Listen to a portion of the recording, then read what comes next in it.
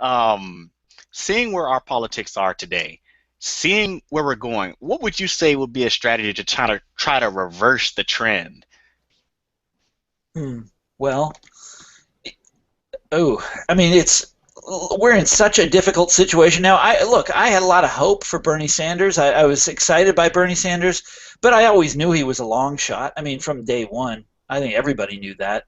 Uh, but he has shown that there's a way out of this situation.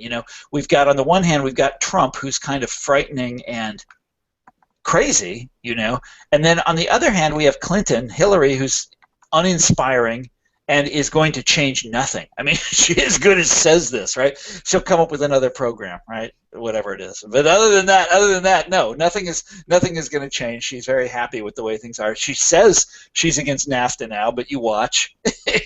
She doesn't mean that. Everyone knows it. She's nothing is going to change, and this is deeply frustrating to me. But I think that now I understand. I think we all understand why this is. There is a huge part of the American public whose voices are just tuned out, and it's working people. We bring them back into the process, and automatically things will start to go back in the other direction. We actually have some great questions from some of the viewers. I would love to ask just all my questions, but we like to include some of our viewers into the conversation. So let me ask one of these questions here. I think the last one I asked was a question from them as well, just to point that out. But a question here is, what do you think about the people that are doing the Bernie or bust, or people who are just trying to shake off being a captive constituency? Well, I mean, I understand their motive. And every 4 years, or every 8 years, it's the same thing. And people are, once you commit to a candidacy like Bernie's, and you're really into it, and and you've gone to the rallies and this kind of thing, it is very hard to realize that that you're probably going to be stuck with Hillary Clinton. I'm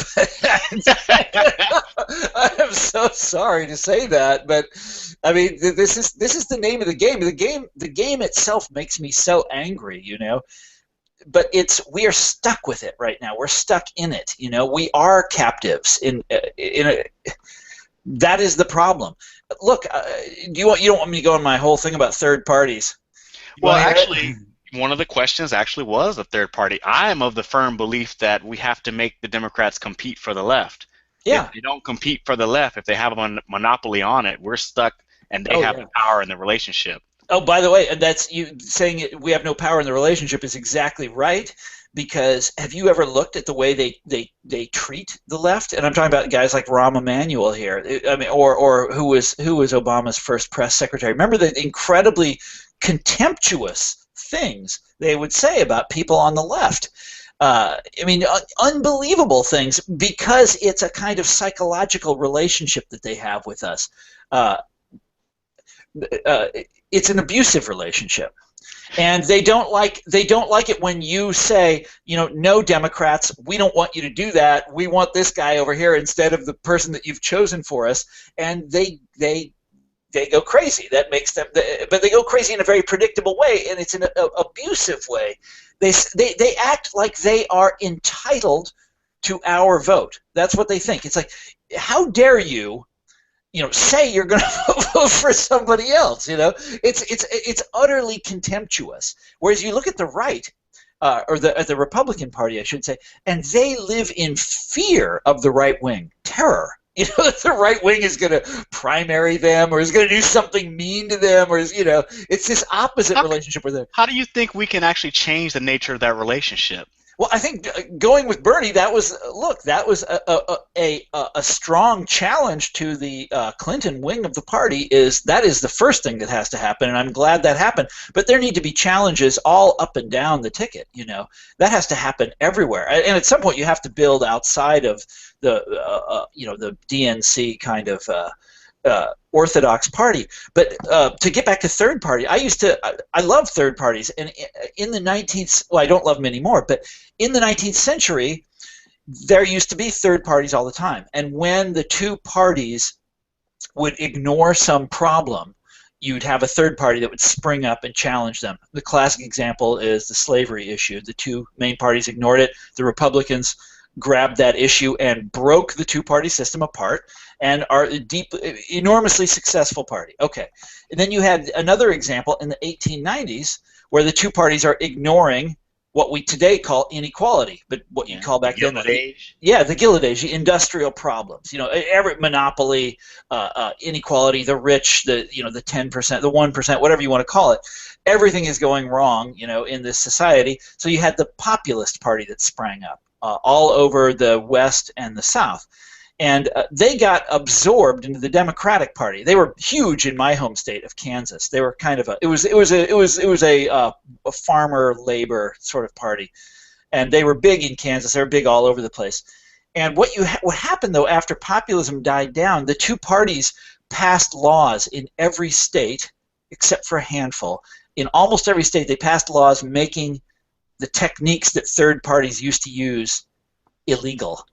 So the things that third parties used to do in the 19th century are now illegal.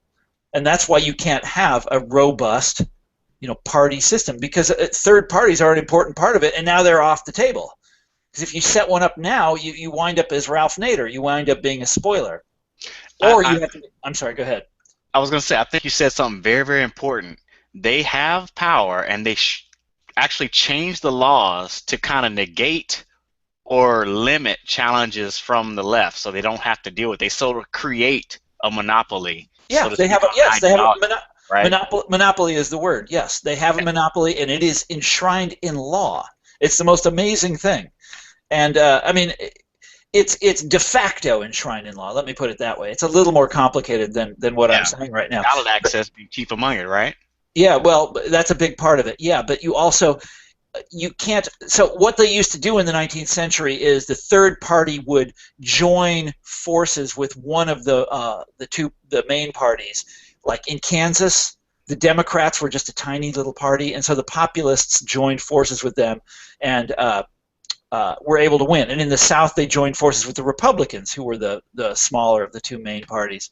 And that's against the law now. And so the big problem with the third party is the spoiler problem. You don't want to ruin the candidate closer to you. So, but the old law, in the old way they used to do this, you could get around that problem, and you can't anymore. That's all I'm saying, and that's made it very difficult. This is a long-winded way of saying that you basically have to work within the system now. I completely understand. When you said an abusive relationship, I remember Benjamin Dixon. This is his channel. This is his basically the platform here at the Progressive Army. He speaks about the relationship with the Democratic Party as a progressive, as an abusive relationship. And they want that's exactly right. But they don't want to give us anything, and they think that basically that the power's on their side and they can do whatever they want, and you've got no choice. That's right. They are entitled to your vote. Yes. If Hillary Clinton doesn't win election, it will be Bernie Sanders' supporters' fault. Yeah, that's right. Exactly. It's not her fault. It's yours. I told someone else it's like turning accountability upside down. Yeah.